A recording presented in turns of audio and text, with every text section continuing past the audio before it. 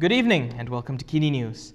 The controversial Special Affairs Department, or Jasa, has a new name. It will be rebranded to what's called J-Kom. And the Communications and Multimedia Minister Saifuddin Abdullah today gave his assurance that it will not be a propaganda machine. Communications and Multimedia Minister Saifuddin Abdullah announced the rebranding of the Special Affairs Department, or Jasa, in Parliament today. Kabinet telah bersetuju supaya Jasa dijenama dan distrukturkan semula dan dikenali sebagai Jabatan Komunikasi Komuniti dengan ringkasnya JKom.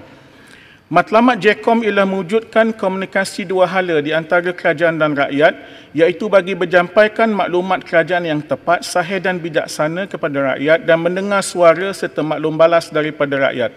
Kaedah yang digunakan ialah dengan cara membangunkan komuniti, khususnya di peringkat akar umbi yang mengamalkan budaya ilmu, berkemahiran digital dan menghayati makna dan fokus patriotisme dengan menggunakan pendekatan penghakupayaan community empowerment dengan izin. Speaking during his Budget 2021 winding out speech this afternoon, Saifuddin assured that the allocation of 85 million ringgit for the department will be reduced, and also assured that the agency will not be headed by politicians. Dan saya bagi jaminan bahawa JKom bukan mesin propaganda, Yang Berhormat. Bukan, not under my charge, dengan izin. Ya. Dan proses mengikut JPA ada kriteria dan kriteria utama would be IT savvy dengan izin. Dan saya bagi jaminan ketua pengarah dan timbalan ketua pengarah tidak akan dilantik daripada orang politik. During his speech, several MPs had rose up to question Saifuddin on details on the department. Saifuddin's predecessor, Gobind Singh Deo, questioned the need to establish a new communications agency given the existence of RTM, Bernama, and the Information Department. The DAP lawmaker also asked if JKom's budget would be better spent if used to improve existing agencies instead. Meanwhile, Pontian MP Ahmad Mazlan asked if there was any overlap between the new agency and the Information Department. In response, Saifuddin said that JKom was formed to plug weaknesses suffered by the government's existing communication agencies by providing human stories as well as communication-based analysis and solutions. He stressed that the new agency will differ from the Information Department by focusing on community empowerment. MUA MP Sadiq Abdulrahman has voiced out against plans to re-implement the National Service Programme, saying that the funds could be put to better use. Former Youth and Sports Minister Sadiq Abdulrahman has objected to the revival of the National Service Programme. In a Facebook post today, he said the government should be looking at how to help the people during the pandemic, and not on programs such as the National Service, which is expensive to implement. He said this in response to the announcement by Defence Minister Ismail Sabri Yaakob in Parliament yesterday. Program PLKN telah dimansuhkan pada tahun 2018. Ya, telah dimansuhkan oleh kerajaan sebelum ini. Namun demikian, berdasarkan kepada kesan program yang baik dalam pembentukan patriotisme remaja yang telah menyertai program ini, pihak kementerian akan mencadangkan semula kepada jemaah menteri agar program ini dilaksanakan semula. Sadiq had also commented on the issue yesterday, saying that the Pakatan Harapan-led administration had terminated the program because its cost of 700 million ringgit per year was excessive for a 3-month program. He pointed out that 8.43 billion ringgit was spent on the national service since 2004, and of that amount, 43% went to the rental of camps. He questioned if the national service program was the response to the economic crisis, unemployment, limited access to education during the quarantine, and businesses that have closed down due to the COVID-19 pandemic, and said that the government should instead prioritize more important matters. After 2 consecutive days of record highs, Malaysia has now recorded just 970 new cases of COVID-19 today. The Health Ministry reported 970 new COVID-19 cases today. 5 of the cases were imported. Out of the 965 local cases, Negeri Sembilan recorded the highest number of cases with 318. 301 of the cases in Negeri Sembilan were from the Bakti cluster, which involved the jail. Sabah recorded the second highest number of cases with 293, followed by Selangor with 115. There were 110 patients in the intensive care, with 47 requiring ventilator support. 4 deaths were also recorded, bringing the death toll in the country to 345. 2 of the deaths were recorded in Sabah, 1 in Penang, and another in Labuan.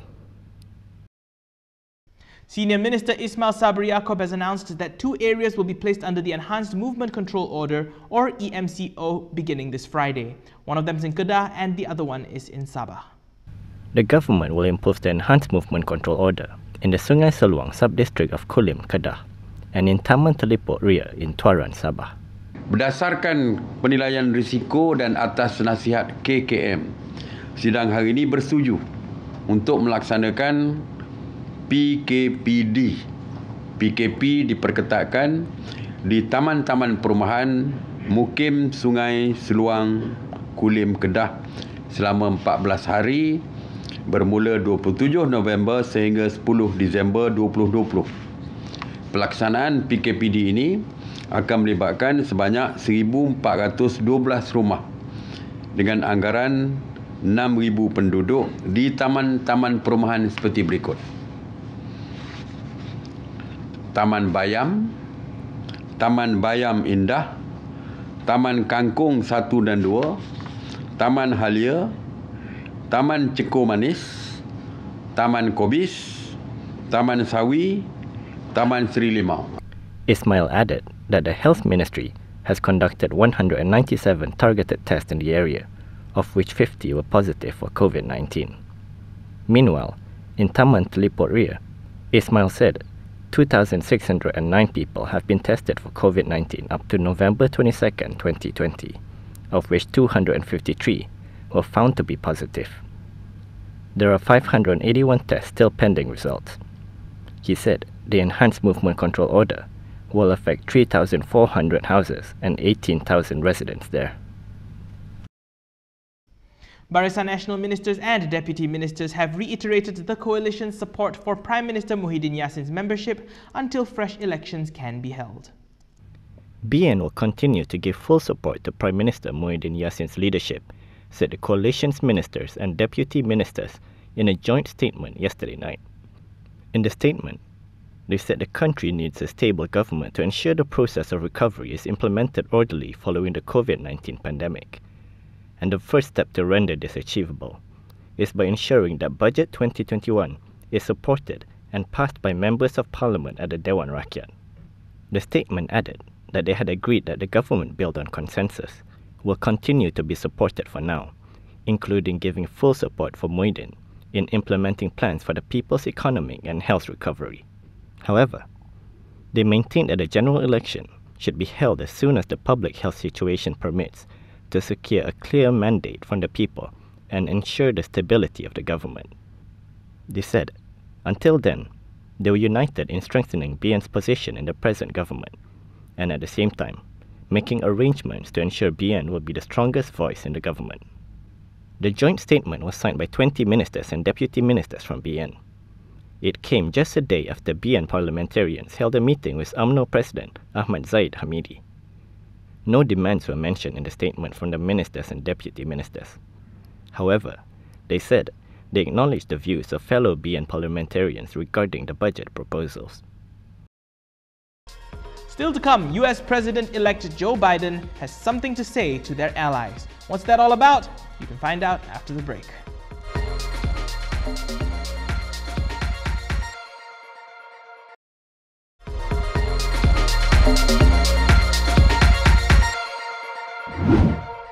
Welcome back. United States President-elect Joe Biden introduced his foreign policy and national security team on Tuesday and said America is ready to lead again on the global stage. America is back. US President-elect Joe Biden said on Tuesday that the United States will be ready to lead again on the global stage, turning the page on President Donald Trump's America First policies as he pledged to work together with the nation's allies. In fact, in calls from world leaders that I've had, about 18 of them or 20 so far, I'm not sure the exact number, in the weeks since we won the election, I've been struck by how much they're looking forward to the United States reasserting its historic role as a global leader. Introducing his foreign policy and national security team, the Democratic former vice president said that his team would shed what the president-elect described as old thinking and unchanged habits in its approach to foreign relations.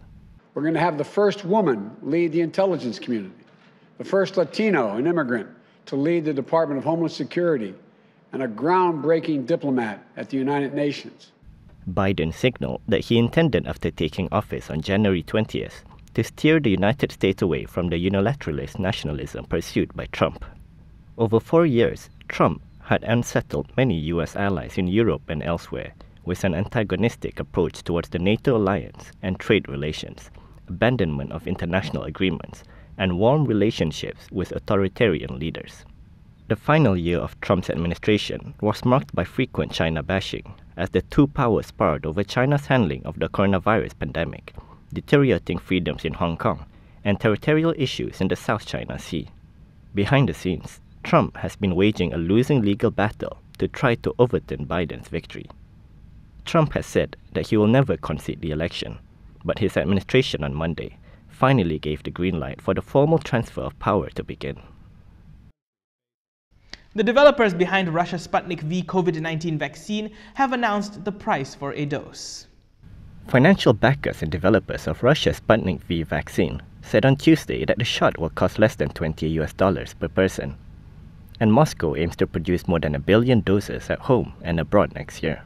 The vaccine is administered in 2 shots, each costing less than $10, according to the official Sputnik V Twitter account.